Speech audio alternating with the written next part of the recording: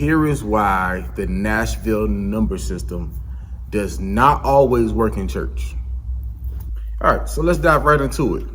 A few videos back, I had a lot of y'all tell me that the 3 is always minor.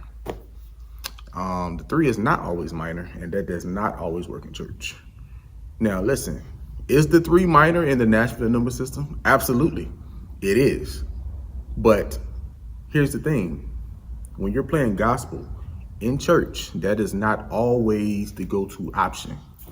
So if I'm in the key of C sharp major scale, 1, 2, 3, 4, 5, 6, 7, 8, or 1.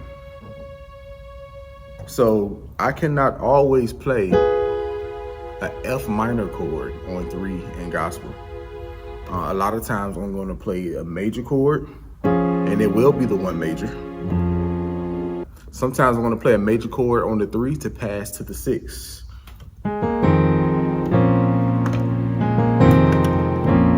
3, 6, not 3, 6.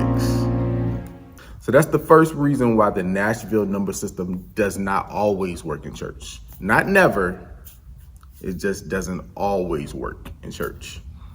Reason number 2 it doesn't always work in church is because the 7 sometimes is diminished, but it's not always diminished. So yeah, we can play, we're still in C sharp, 1, 2, 3, 4, 5, 6, 7, 8, or 1. But yeah, we can definitely play a diminished on 7, but sometimes it calls for a major chord on 7 to go to the 1. Sometimes we can play the diminished, or we can play the 7 and 1. Sometimes we're going to play a major 7th or even a major 9th on 7. Okay. And then when I go to the 3, here I am with a diminished chord on 3. That's another option. Okay. So in today's gospel music, you cannot always play a diminished chord on 7. You can when it calls for it, but not always. It's not a never. It's not a definite thing. Like it's no such thing as always play diminished on 7 or never play diminished on 7. So you're not wrong. It's just the only thing that would make you wrong is to say that is always it. That's not the case. 3, last but not least, just open your mind to understand that sometimes different tones of the scale sometimes call for different chord qualities.